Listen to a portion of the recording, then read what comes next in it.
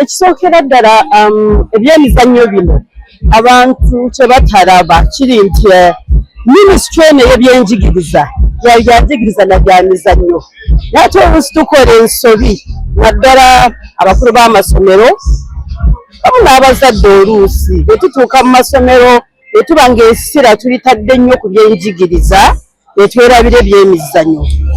Nze ate ng'omuntu abaddeko mu byenjigiriza kuba nange naliko omusomesa naliko head teacher nze ndasanga nnyo essira ku byemizannyo nga nakizuula nti n'ebyemizannyo biyamba nnyo ne academics naye si ekyo kyokka abaana bwe bakuguka mu byemizannyo ne badevelopinga talents zaabwe ne skills bafunamu nnyo ate n'oluusi n'okusinga na mu byanjigiriza. Ekyokulabirako kiri nti bwe nali head teacher ku Jinja SS nga nsanywa essira ku byemizannyo natondawo club ey'omupiira ogw'ebigere ogw'abalenzi abaana ne bawusambira ddala ne batuuka mu ttiimu ey'ababinywera giyita Uganda Premier League. Club eyo abasinga twatandika ng'eyitibwa Kirinnya Jinja SS ne tukyusa erinnya 2019 ne tugituuma Busoga United FC. Busoga United FC yasambira mu ligi y'ababinywere ya Uganda okumala emyaka 8 straight years. Nendabira ddala nti ebyemizannyo birimu amakulu kuba yatandika nga ttiimu y'abaana abasomi ku Jinja SS naye ate bwe baamalanga okusoma abaalina ekitone ekyo ne basigala ddala mu mupiira ate abasingira ddala bakugidde mu mupiira bafuuse bakugu naye ate bafunamu economically bagagga they are doing very well olw'ebyemizannyo. Kati n'olwekyo njagala okwogerera naddala abazadde nti balekeraawo okudiscouraginga abaana bwe baba nga baagala okwenyigira mu byemizannyo babaleke badevelopinga ebitone byabwe ate n'ebyenfuna nabyo mwebiri mu byemizannyo. Kati kisinziira ebiseera ebisinga engeri gye tuhandlingamu abaana bano naddala bwe baba bakuguse nga bavudde mu kusambira omupiira essomero kakati wano we tuli at Kolo High School tukyali ku school level naye ate bw'obuuka awo n'ogenda ku club or professional level nga nze gye nakulembera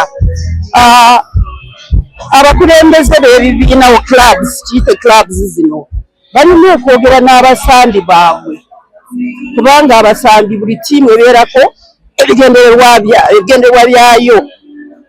Nze bwe nalinga ku Busoga United yali yange kuba nze nagitandikawo ate nagikulembera emyaka egyo gyonna nga ntera okugamba abasambi bange nti Busoga United is the richest club. Jjukira bali mu liigi bakompitinga ne zi Vipers ne KCCA, URA, Pira ezirina essente zaabwe eziwera.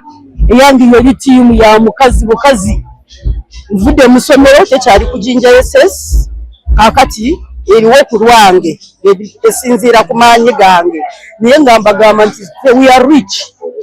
Busoga United is the richest club nga baana bantumira bamanyi sebawa ssente naye nga basamba akapiira ate ne bakasambira ddala bulungi nga beeyagalidde nga mbagamba mwe mufunamu nze mbayamba okudevelopinga talenti yammwe ebitone byammwe ne ttiimu ezirina essente zigenda balabira ku kisaawe nga musamba zibatwale muyingire URA bawo balina essente nnyingi babasasule and abaana bagusambanga nga beeyagalidde. Kati nze ndoza kisinziira ku njogera gy'oyogeramu nabo nze nali sebasasula naye nga njogera nabo ate mumpira ne bagusamba ate nabo ne bafunamu. Erinnya nze Nyago Diana Hope. Kakati wano nzize ng'omugenyi omukulu kiikiridde omugenyi omukulu Minister of State for Finance, Economic Planning and Economic Development, Honorable Sise Mulondo gwe tuyita Maama Luweero gwenkiikiridde ku ssomero lino. Amannya nze Dr. Amina Mukasa Buyinza Headmistress wa Kololo High School. Leero olunaku lw'amaanyi tuli mu sports day.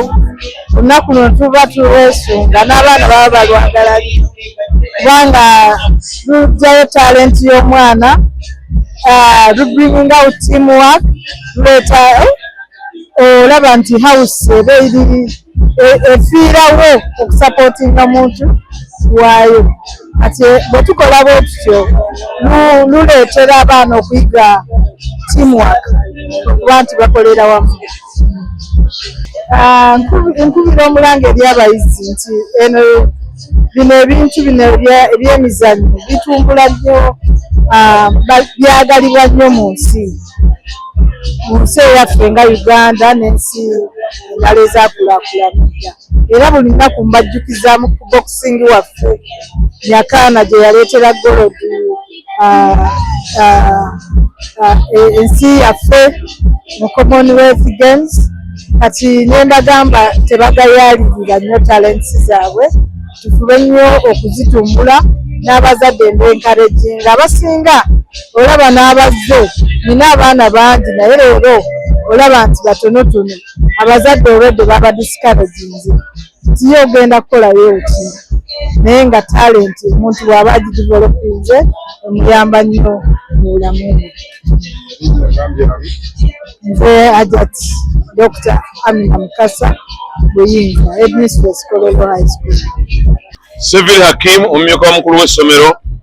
Olunaku luno olw'ebyemizannyo abaana beegomba nnyo abantu ab'amaanyi mu ggwanga abafunye ssente mu kudduka emisinde nga Bacheprotic, Banzikulu n'abalala.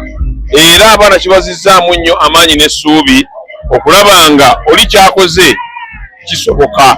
Olw'ensonga twagala okusiima n'okwebaza minisitule y'ebyenjigiriza okussaawo embeera eno kalenda yaffe ey'omwaka, aye n'okwebaza essomero okubissa mu nkola. Embeera eno egende mu maaso amasomero gonna mu ggwanga. Singa embeera eno egenda mu maaso mu ggwanga n'ebikolwa ebyekko n'endwadde ezitagambika zigendera baana baffe. Abaana abasinga obungi balwala n'abantu olw'obutakola fiziiki.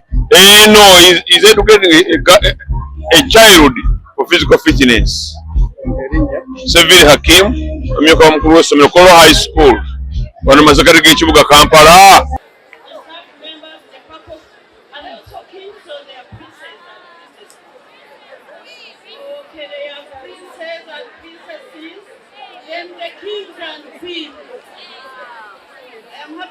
Can you keep quiet, young people? Wait. Can you keep quiet? Wait. They told you. Today, at your school sports day, to represent the chief guest, the Honorable Minister of State for Finance, Planning and Economic Development, Honorable Sise Olondo. She's my friend, and for us, we call her Mama Uwe. I am told you are very familiar with her. She's always coming around. On my own, I was very happy when she asked me to come and represent her at this function. Two main reasons. One is that I am a professional teacher, career school administrator, but most importantly, in my time as a school administrator, I put a lot of emphasis on sports and games. And that made me the first woman and the only woman in the whole of Uganda to start and own a football club, a men's football club that played football in the Uganda Premier League for 8 straight years. I am the founder, club president of Busoga United FC. Busoga United started in a secondary school like yours. It started at the Mitre School. Zabai said the Mitre School played football, played rugby, it played cricket, it played netball, it played basketball, it played athletics, and always won. They had always been that not only the regional winners in Busoga, but even at national level. The Mitre School was the first school ever, and still is, to carry the national boys football basketball trophy across River Nile. That's never crossed the Nile for Karamoja and beyond. The mighty school was the first, and I am so happy to associate with Kororo High, because when I associate with you, I have already identified very good footballers. This evening's team, which was the second best, the second best became my team. And I want to pledge on my own that I am going to buy a jersey for the second team. Because I am a football person. So on my own, the second team, because the first team is going to get the trophy, not so. The first team will get the trophy, the second team is going to get a jersey, a brand new branded jersey for me and my team. I want to emphasize the importance of games in schools like ours.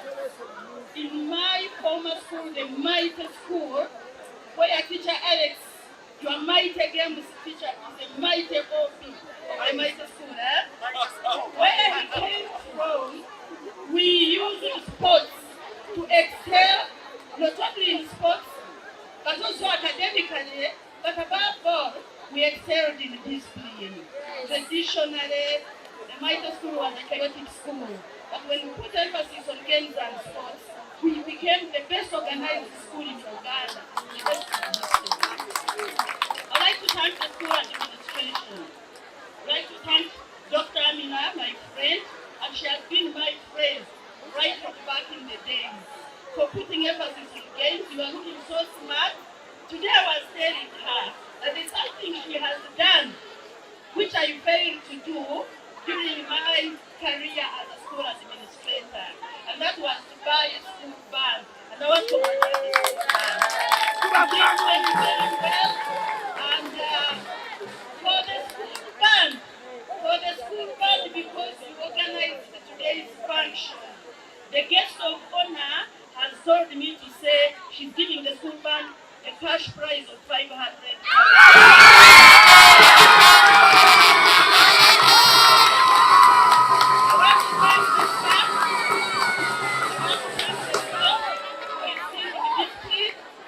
And I'd like to thank the MCs. The MCs for the day. You did a wonderful, wonderful job.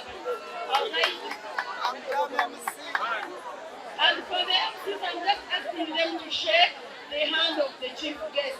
Thank you very much. Thank you so much. I want to wish you the best of the season. We are approaching third cup.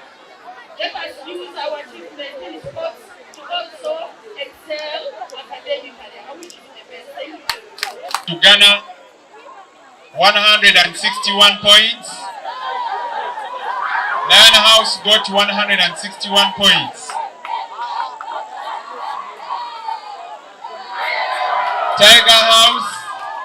Tiger House got 264 points overall performance.